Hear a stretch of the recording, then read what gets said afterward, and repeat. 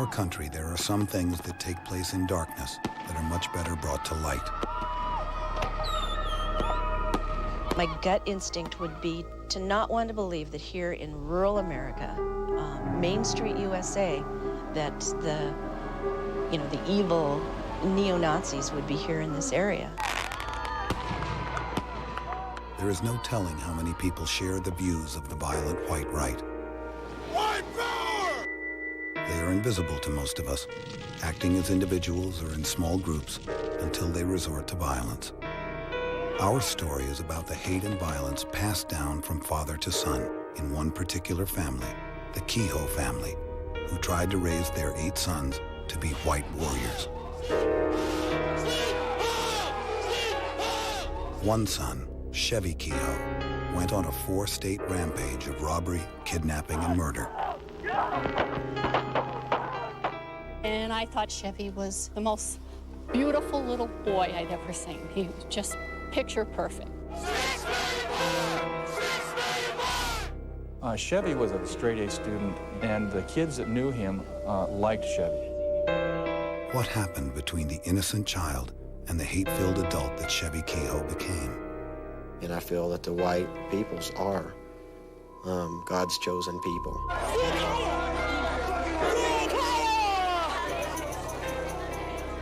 Violence is an option for us. That's the way Mother Nature works. And there was a room where they had all their guns and ammunition and gas masks and grenades and all this stuff. Chevy said, if you ever leave me, I'll track you down like a wild animal and kill you. Somewhere in the darkness, a volatile mixture of religion, racism, and weapons spawned a life of violence for Chevy Kehoe and the followers he drew around him.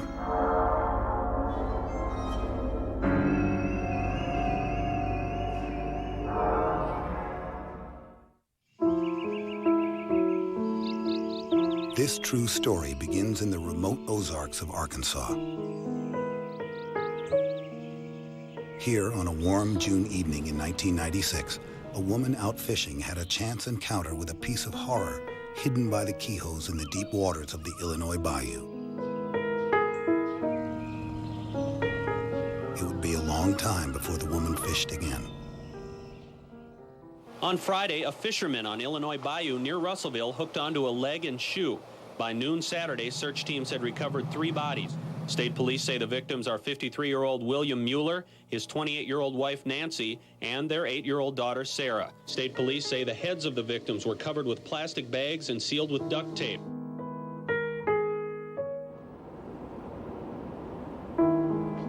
The brutality of these murders shocked this rural Arkansas community. The criminal investigator for the Sheriff's Department, Aaron Duval, would spend the next 3 years hunting down the killers. The people that did this, they did not want these bodies to ever be discovered. And it was by luck, by chance, that this one particular lady hooked a bone. You can call it luck, whatever you want to call it. I call it answer to prayer.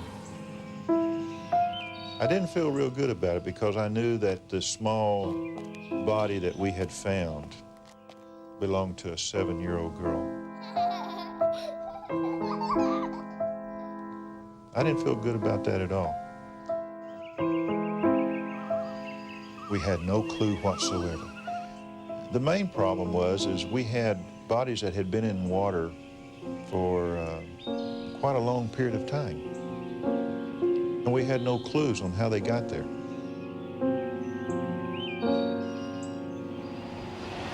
Duval got his first clue at the house where the Muellers were living at the time they disappeared.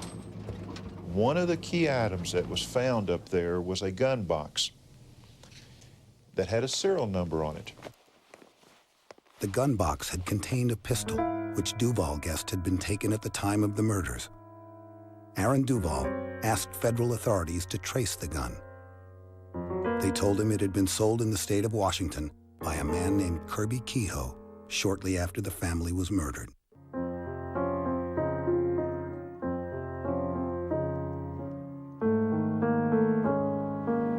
I wanted to know all of his family. I wanted to know where they lived in the past. their activities. Did Kirby commit crime to provide an income for the family? It was things like this. In this investigation, we found out that Kirby was a Vietnam veteran. Kirby Kehoe enlisted in the Navy during the war in Vietnam.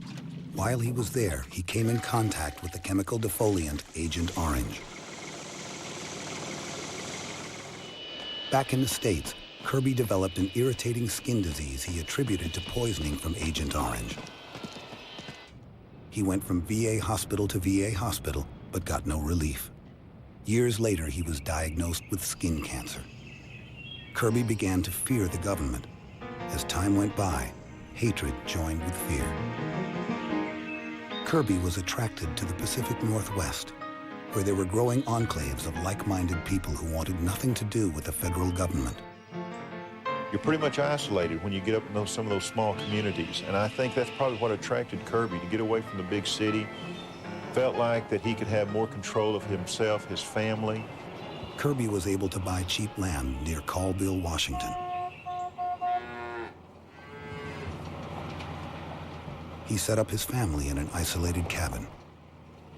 They had no running water or electricity. For the Kehoes, it was a short drive to Idaho and the Aryan Nation's compound, which was becoming the focal point for white supremacy in the area. Kirby and his family had visited the Aryan Nation compound. Apparently they had some similar beliefs to draw them up there, so this could have been one reason why they lived in that area. Over the years, Aryan Nations has carefully controlled what they let outsiders see of their activities. Okay, who's gonna leave if they're not white? You are Jewish. You will not be on the property. You are not white. Please leave. You are not white. Leave. Well, you know, if in doubt, kick them out. We moved here because it was white. I wanted to be with my own kind. I wanted to live with my own kind. Trade with my own kind. Work with my own kind. There's a lot of people that followed us since. These people didn't come up here to integrate North Idaho with blacks and browns and yellows. They come up here because it was white. Kirby and Gloria Kehoe had 4 boys. Their oldest son was Chevy.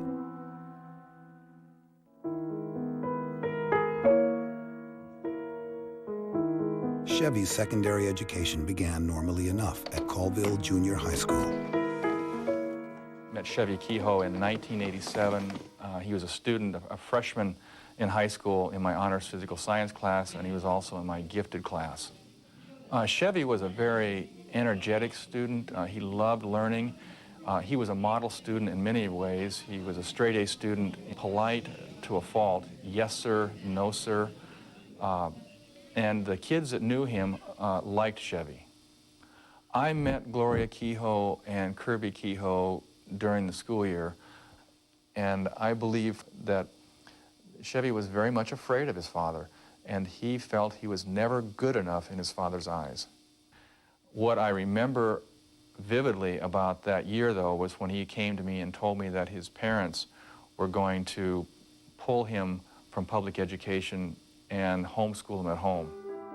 Homeschooling meant Kirby could spend a lot of time indoctrinating his sons in his new religion, Christian identity. This new and virulent form of racism came to the Pacific Northwest with the Aryan Nations. The Christian identity religion used the Bible to justify white supremacy. By the time the Kehoes arrived, many individual Christian identity congregations had taken root. The covenant people, as we call ourselves, believe in the covenant that God made with Abraham, where God promises to Abraham that they would be the greatest nation the world has ever seen, and the United States of America is surely that. Christian identity, whether practiced in large, well-financed churches like the Ark, or radio ministries like Ray Barker's, teaches that members of the white race are the chosen people. Now, as regarding the races, every race has different attributes and qualities and capabilities. Look at the blacks, for example. Who excels in the sports? In basketball, football. They all have their place, every one of them, and God has provided for them just as he has provided for us. Kirby kept drilling the ideas of white supremacy into the two oldest boys, Chevy and Shane. It was a house of isolation, harsh discipline, and violence. We found out that Kirby Kehoe was very strict upon his wife and children. Kirby beat Gloria and pulled her around by the hair. During this time, Chevy wrote a poem that showed his feelings. Troubles, hurt, least I cry. Help me, I need help. Is it anywhere to be found? The thing that molded Chevy more than anything was probably his father. I don't know if it was because he loved his father or he hated his father. I don't know.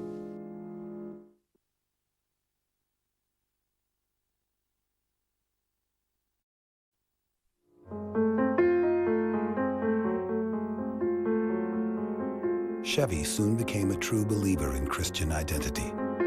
With typical teenage zeal, he began to experiment in Colville with his newfound ideas. I began at the Statesman-Examiner newspaper in Colville in 1991. About a year into the job, Chevy submitted a letter to the editor. And it was, to me, rather strongly worded. And I thought, well, this obviously is a person who's not afraid to talk about Christian identity. And so I thought, well, I'll contact him, see if he would like to do an interview. One thing that they said that upset me was their reference to mixed-race people having no soul. And I've got a little Native American blood in me, and my son is part Japanese, and I just really had a hard time accepting that statement just being put out there right in front of me. So I was shocked. That was so out of character for Chevy, I thought. And the only thing I could think of was that his father must have had a large influence in his life to bring him to this point of, believing in white separatist, white supremacist attitudes. When he was 17, Chevy married a neighbor, Karina Gum, and started a family of his own. They set up housekeeping in Colville. Chevy found work nearby at a ranch owned by Bobby Croyce. Chevy was a real straight boy.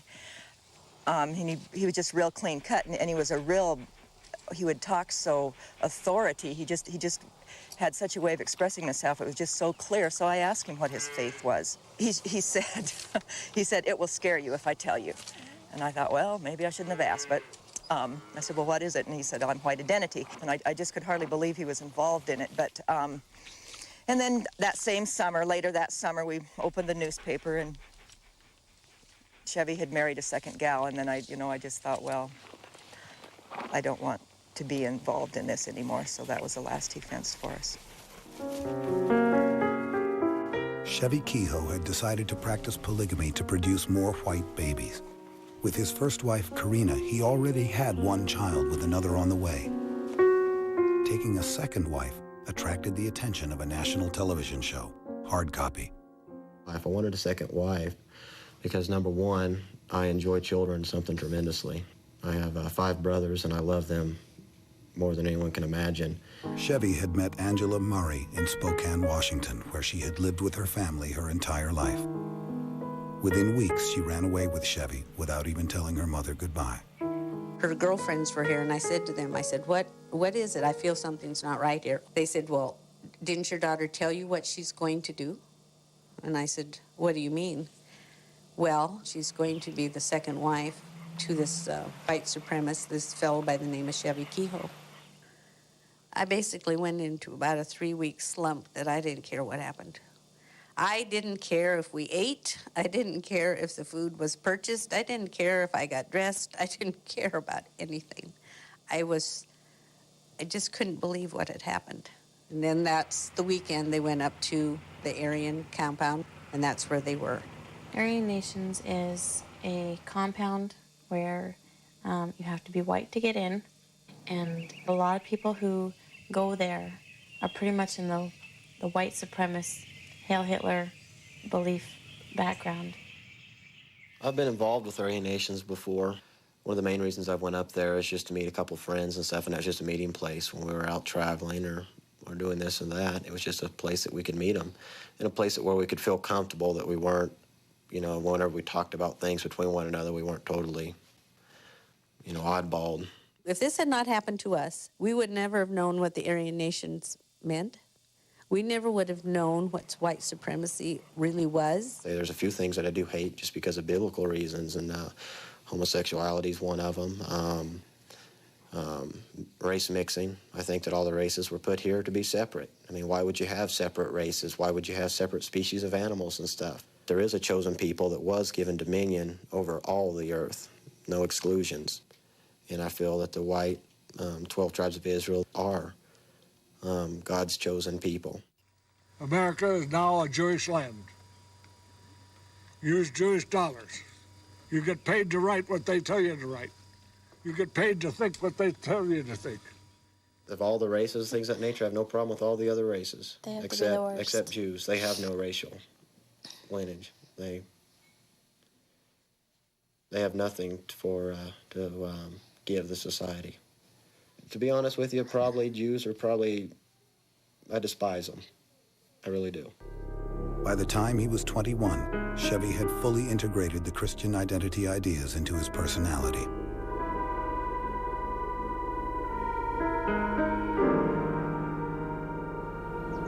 For the first time, Chevy began to use violence to control those around him, as Angela recalled about their time at Aryan Nations. So we stayed, Chevy's first wife. Karina and I and Bronwyn stayed in a tent in Aryan Nations, and Karina was really upset. This was something, you know, she was very heartbroken over this. 7 months pregnant. And you could just see the tears starting welling up in Karina's eyes. So Chevy took her outside to talk with her.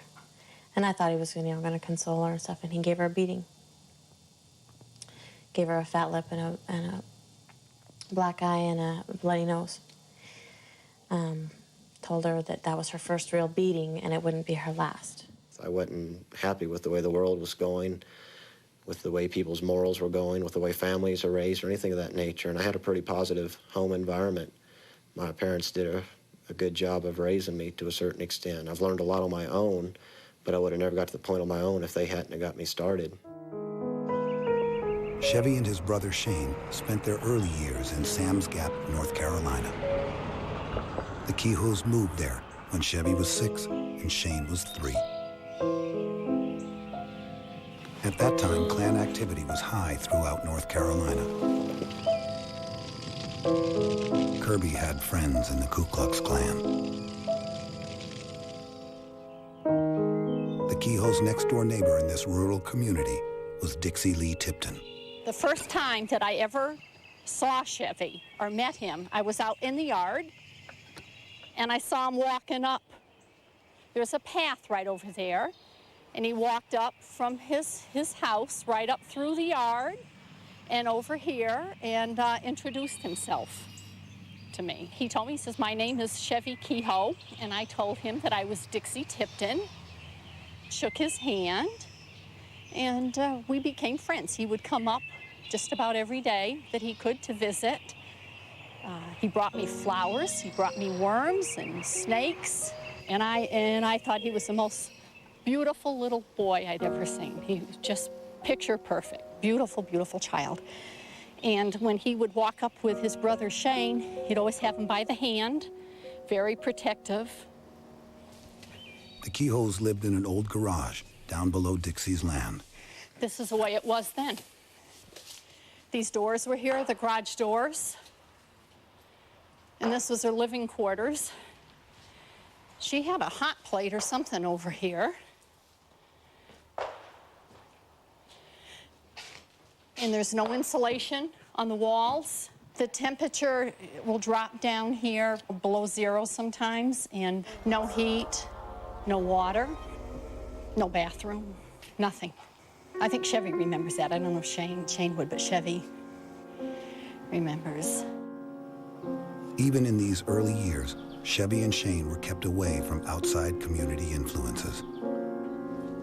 Well, when Chevy asked, when he was little, and he came up and he said, Dixie, could I go to church with you? And I said, sure, honey. And he said, well, would you ask my mama? And I said, sure. And I walked down and asked her if the boys could go to church with us that Sunday. And she just looked and said no. She says they've been bad this week, and she wouldn't let them go. For 9 years, until Chevy was 14, the Kehoe family lived in Sam's Gap. One night, they left for good. They never even said goodbye.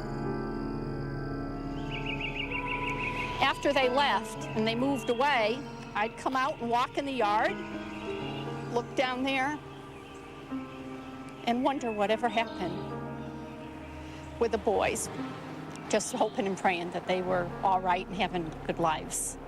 I know what they had down here. Maybe that's why I worried. I don't know.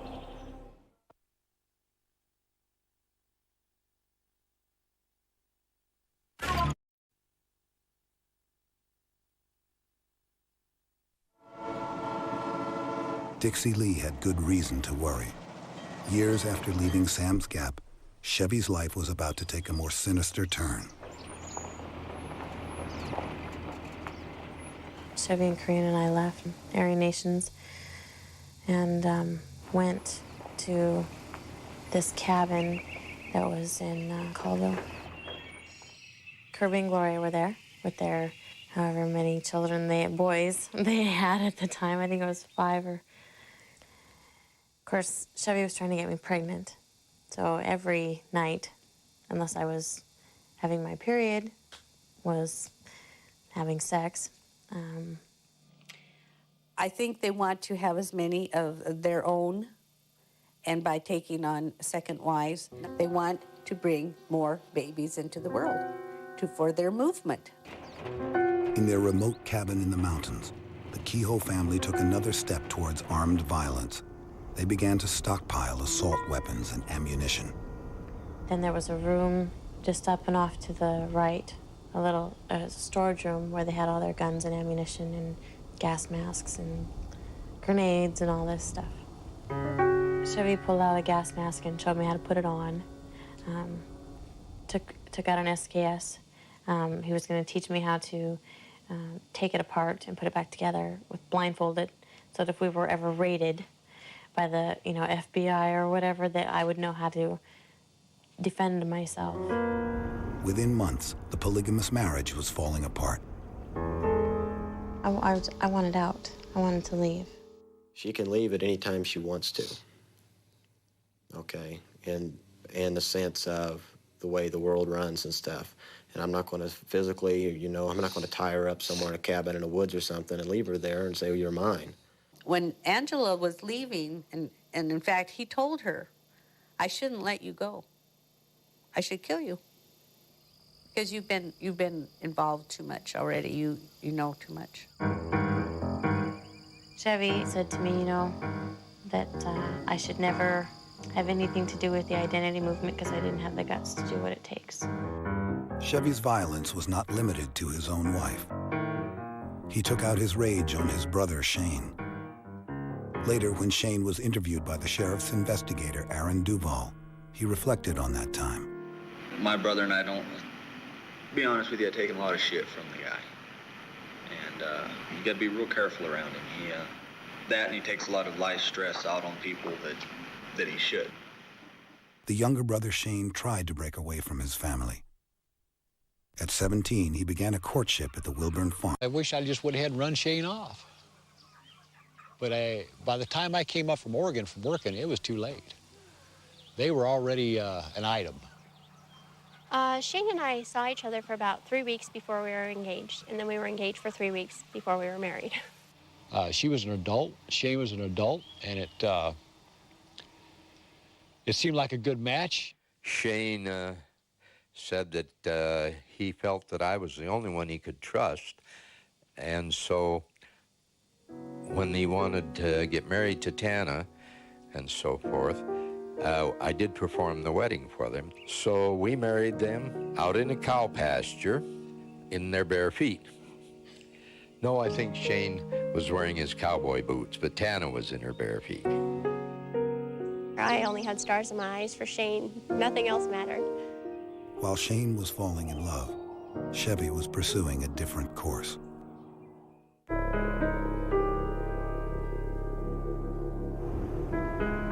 Kirby's molding of his oldest son's Chevy as a leader of the next generation of white warriors reached a new stage. The Kehoe family had stockpiled an arsenal, used aliases, and hid out from the government.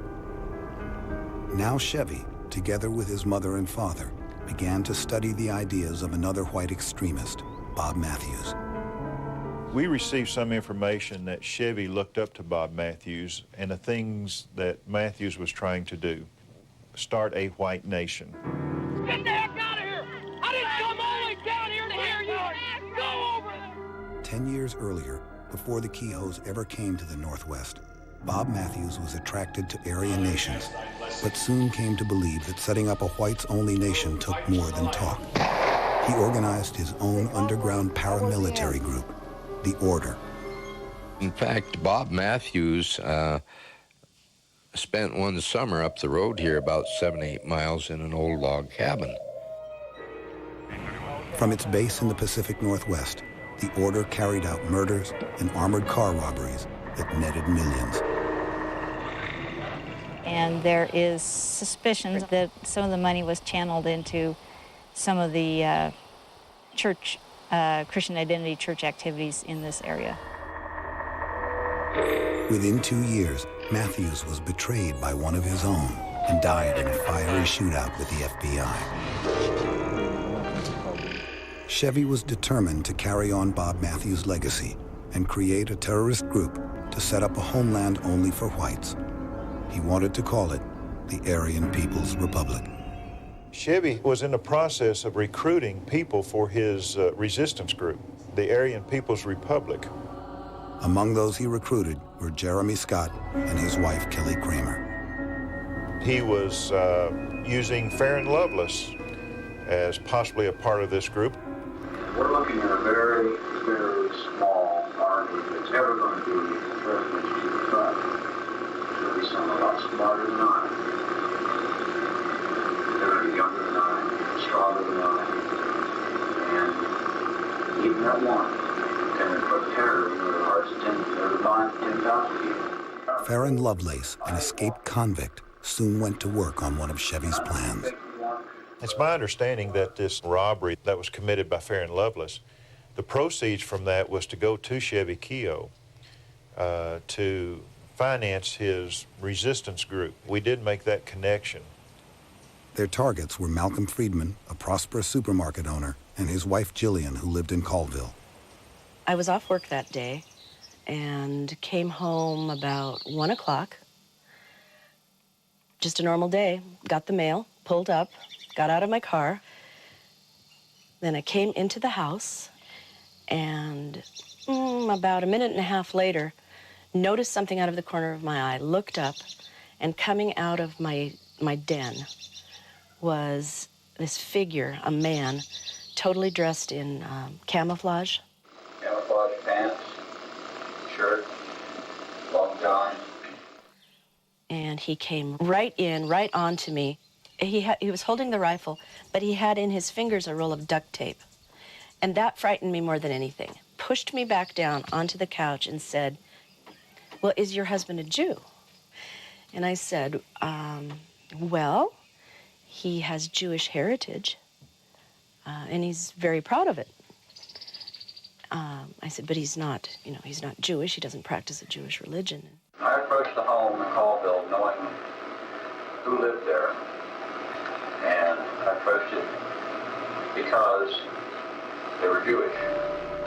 Chevy's beliefs that Jews were descendants of Satan helped his foot soldier Farron view the Friedmans as expendable. I slept with them because I believed that if they had not complied, that I would probably go ahead and kill them. I felt that he was going to rob us and kill us. Malcolm Friedman returned from work and was held at gunpoint. Farron's plan was to keep the husband hostage while he sent the wife off to get the money. Before sending Mrs. Friedman out for the cash, Farron had second thoughts. Then he said, well, how much do you love him? Maybe you want him, you would kind of like to use this as an opportunity to collect on his life insurance. And I was sitting there you know, going, well, Waiting for my response. now we're gonna find out if how she really feels about me. And so she made it very clear. What did I say? Well, that you love me. More than life itself. Yeah. And I assured her that if I was surrounded by authorities, that I would feel protected. Lovelace made off with a little more than $15,000. He gave the money to Chevy Kehoe, who bought land in northern Idaho to use as a base to build the Aryan People's Republic. I think that if I were to hear about an incident like this, my gut instinct would be to not want to believe it, to not want to believe that here in rural America, Main Street, USA, that the evil neo-Nazis would be here in this area. As extremist crimes began to be noticed in the Colville area, Lorraine Marie focused her reporting on them. I came to realize that putting the spotlight on these people would help the dialogue begin. But this dialogue hasn't been without risks. People, I think, are worried that if they stand up and make a statement against this kind of activity, that it will have a negative impact on their family. And it could. I still think it's better to make a stand one way or another than to just let it go. Lorraine Marie's fears were justified. When the police caught up with Farron, they found a hit list targeting for murder people he hated. I got a call from a detective saying that I was on the top of a hit list that had been found in Farron Lovelace's cabin, and Farron Lovelace was affiliated with Chevy Kehoe. Farron's threat was real. He had killed before. Chevy wanted Jeremy Scott's wife, Kelly, for a new second wife. Farron killed Jeremy Scott. I can't say exactly when it began to start, but I did start feeling like I was being watched, and I started being careful of, who's following me when I'm on the road, things like that. My lug nuts were removed from my car on 2 occasions, and I feel like I know who did that. I think Farron Lovelace and Chevy Kehoe was a threat, not only in that area, but any other area that they might go to. Somebody like Chevy Kehoe is a threat. He's going to do something.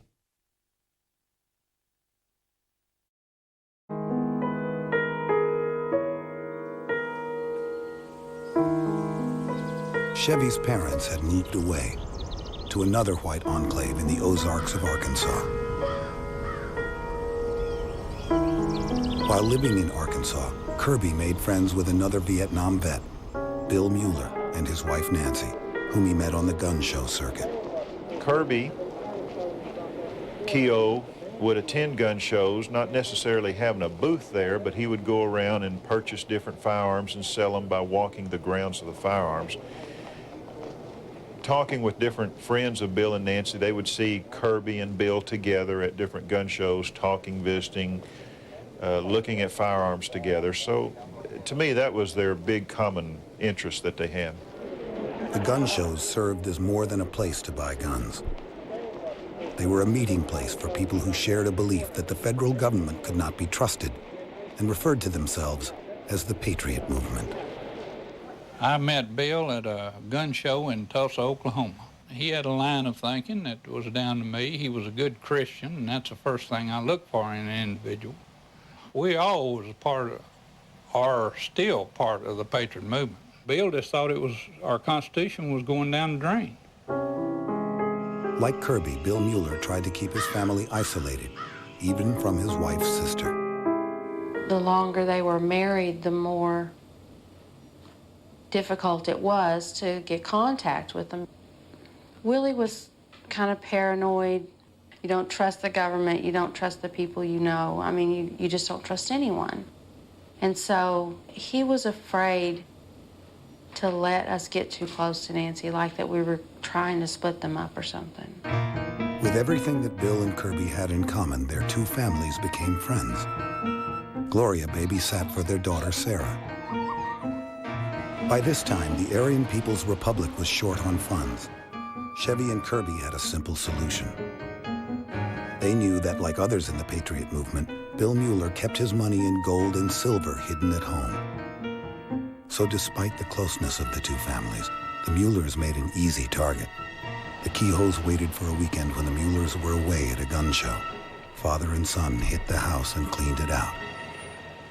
Sheriff Kent Griggs says his department investigated a robbery at the Mueller home. The list of items taken totaled close to $40,000. It included numerous guns, more than 15,000 rounds of ammunition, and almost $10,000 worth of silver bullions and coins.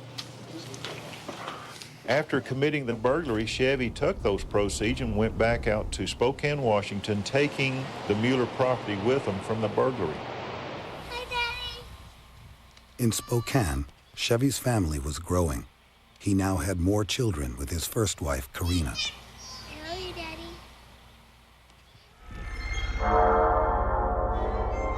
Daddy. Chevy's success in the Mueller robbery made him bolder, and he continued to gather around him others who wanted to be white warriors. One recruit was Danny Lee, a violent skinhead who had lost an eye in a barroom brawl.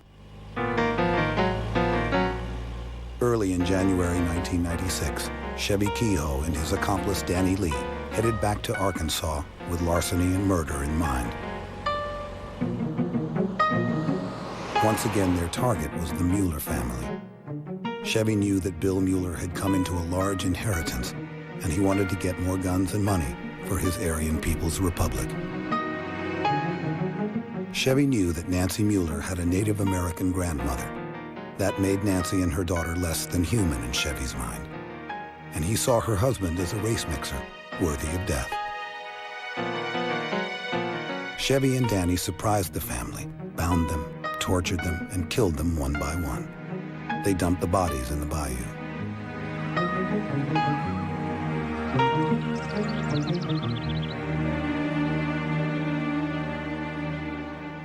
Meanwhile, Gloria and Kirby had moved yet again, this time to the remote Yak River Valley in Montana. Come on. Back in Colville, Shane knew nothing. He was living with his in-laws and drifting away from the rest of his family. Get your hands flat, buddy. They lived with us for almost a year, and I got to know Shane really well, and Shane was a very remarkable young man. He was coming around more and more all the time to being generous and a very good citizen in every way, more and more all the time. And then Kirby lost control of Shane, and he seen that. So he came over here and he told Shane all kinds of lies about business prospects and things they had in Montana. I've got a big house for you to stay in rent-free. Come on over. And then we moved over with his parents to Montana, and we lived there in a little tiny shack. Well, actually, it was a camper attached to a shack. Montana was taken away from us. We were not allowed to see her, talk to her, hear from her in any way, shape, or form. Kirby was the leader of an occult. By May of 1996, Shane and Tana were living with Kirby and Gloria in Yak, Montana. In June, the Muellers' bodies were discovered in the bayou, and Aaron Duval began to investigate. By December, Duval was closing in. A second Mueller gun had just been traced to Chevy Kehoe, and he was getting nervous. Chevy decided to leave the Pacific Northwest and go on the run, taking his younger brother with him.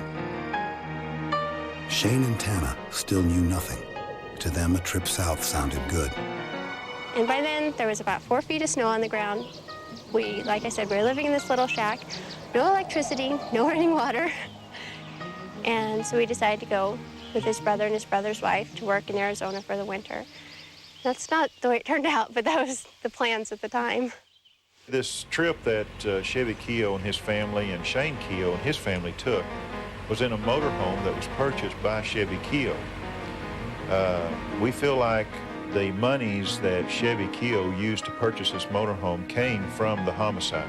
They caravanned in the motorhome in Chevy's blue Suburban, which was full of guns and gun parts stolen from the Muellers. When the brothers could not find work in Arizona, Chevy started to sell the Mueller weapons at local gun shows. Then Shane learned how he got them. We were just talking about what we had to sell to make finances to keep on going, and he says, well, you have to be careful because those belong to the Muellers. So I think Shane began to question, and Chevy apparently had confidence in Shane that he would keep his mouth shut, and that's when he began to tell and confess about the murders. He was just kind of bragging, no emotion. Said they went down there, said they waited until they got there. The Muellers walked in. My brother Chevy said that they waited for them to enter the room and shut the door behind them. Then Danny jumped up, and my brother came in behind them, and they were acting like law enforcement officials. Both of them wearing black or camo fatigues and high-tech boots. He said he did take the little girl aside and said he needed to know where they kept some things. Chevy had told one other person about the murders. He told his mother, Gloria. They took one at a time back there, took Nancy out, and then Sarah was the last to go. Chevy and Danny were well armed. They also had shockers, stun guns that could bring down an adult. What they did was, there's a shocker. We held it.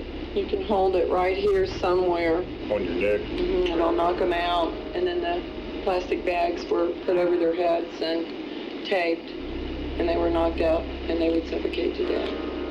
And all of them were executed that way.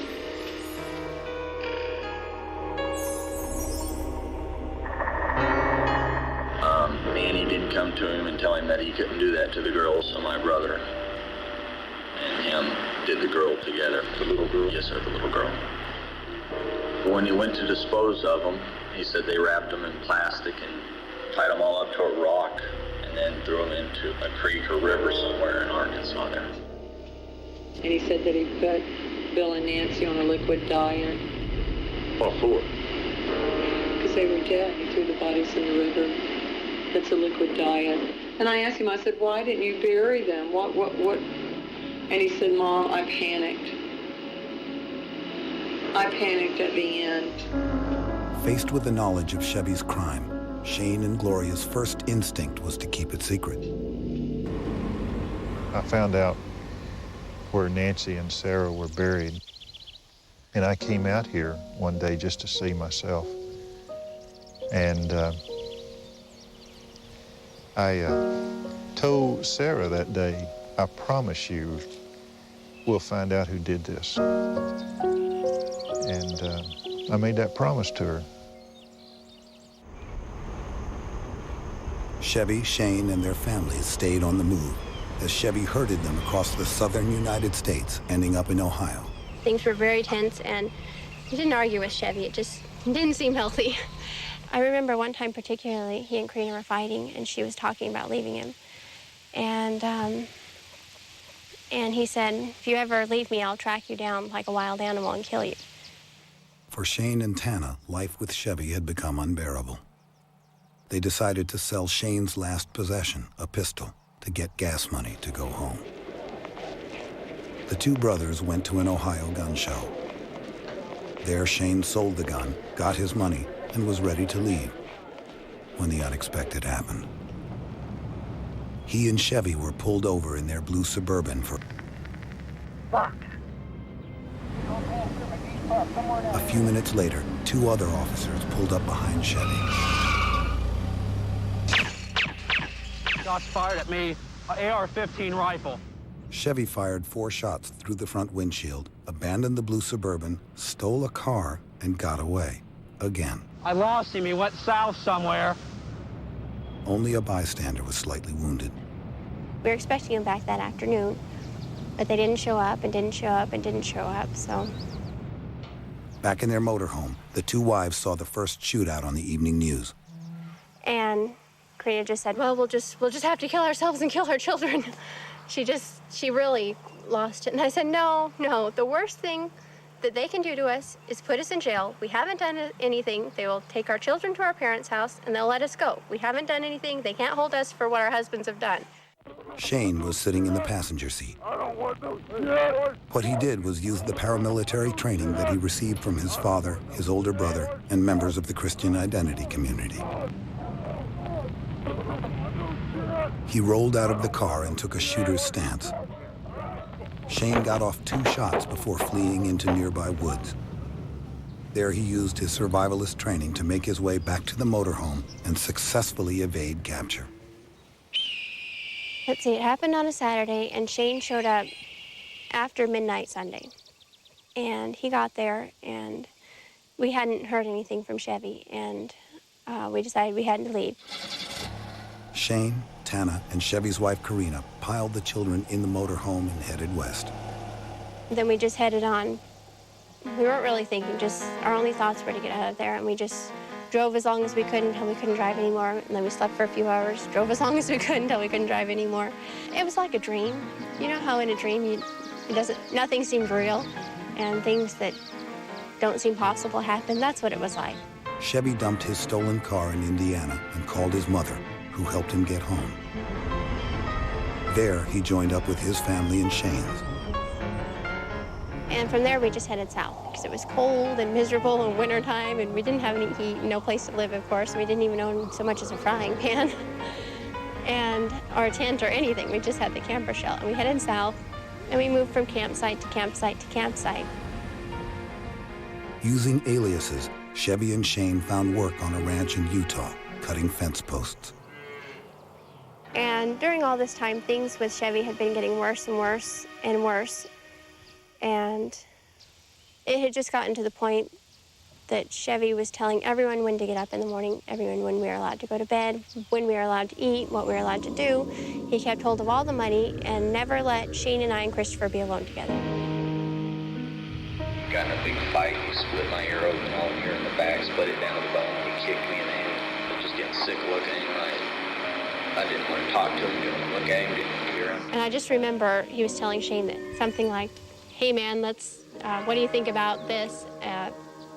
Something about we need to go take out Mom and Dad. Chevy wanted to kill Kirby and Gloria and take his younger brothers and raise them himself. Maybe this was an easy way of recruiting his resistance group. He told me that he was going to go make another hit, and he wanted me to be part of it, to go up and take my parents out. I just kind of listened and nodded my head and whatnot, because I was scared of him, and I had to walk a real thin line. I think that was the final thing that made Shane decide, no, we have to get away, I have to leave. This isn't safe. Shane realized he alone couldn't stop his brother. To get help from law enforcement meant turning himself in. And it took me a month to find out, hey, I gotta go turn myself in. I'm gonna turn myself in. This can't go on anymore. There's too many people that have already been killed. In the dead of night, Shane and Tana silently packed their few possessions. That is the time that I've been the most terrified. I just knew that if Chevy should hear us or suspect that we'd be 6 feet under. It was the most terrifying moment of my whole life. I have never been so frightened. Tana and Shane slipped away and drove back to Washington. Chevy remained in Utah. And we drove, I don't know how many hours, and stopped and slept for a while and drove as long as we could. And I think that trip up here was the best time of my whole married life. Even though I knew that we were going up to my parents' house and that Shane would be turning himself in, we were actually free. See, Shane could have taken his wife and his son and been living in South America right now, because I would have put it together for him. But Shane felt that something had to be done about Chevy. Shane knew that Chevy was going to continue to murder. And he had to do something about it. You have the right to remain silent. Anything you say can be used against you in a court of law. Shane surrendered to face charges in the Ohio shootout. The reason I acted in the manner I did was due to the actions taken against men like Bob Matthews, where the government and law enforcement agencies abused the individual rights of these men, and I feared for my life.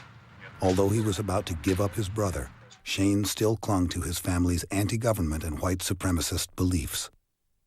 I believe in the right. It is the right of any U.S. citizen to be free to his or her religious and ethnic beliefs. It was in jail that Aaron Duval met Shane for the first time. You just don't know when you go into an interview how much you're going to get. So you want to assist us in this investigation? Yes, sir, I did. What are you pointing at? Pointing at that picture of the Mueller's daughter. What do you think about it? Not right. Not right at all. That's why I'm here. That I know it was tough on Shane. He expressed it, that this was his brother, that he was telling on, that he was talking about, that he was giving us information that his brother Chevy had committed a triple homicide. The next day, Chevy was arrested in Utah by the FBI. 2 years after Shane turned his brother in, Chevy Kehoe was convicted of the Mueller murders and 9 other crimes in trying to set up his Aryan People's Republic.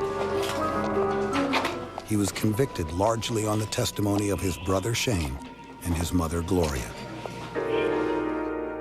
Chevy was given 3 life sentences without parole. His brother Shane was given 24 years for his part in the Ohio shootout. Their father Kirby got 8 years for his part in the Mueller robberies. Gloria, Tana, and Karina Kehoe are raising their children, each by herself, in the Pacific Northwest. You hope that you never run into anything like that again. It makes you wonder what type of people are out there that you're dealing with. And unfortunately, the people that we dealt with are not alone. There's other people out there that do these things, this type of crime. And you know somewhere down the line you may run into them again. So it's changed me. I think about it.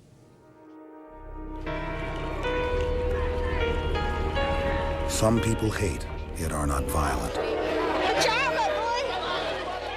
Some are violent with no particular ideas. But the Kehoe family combined hate and violence with fatal results. And until this murderous mixture can be stopped, it will cast a shadow over many of our lives. My only mission is to put forth the word.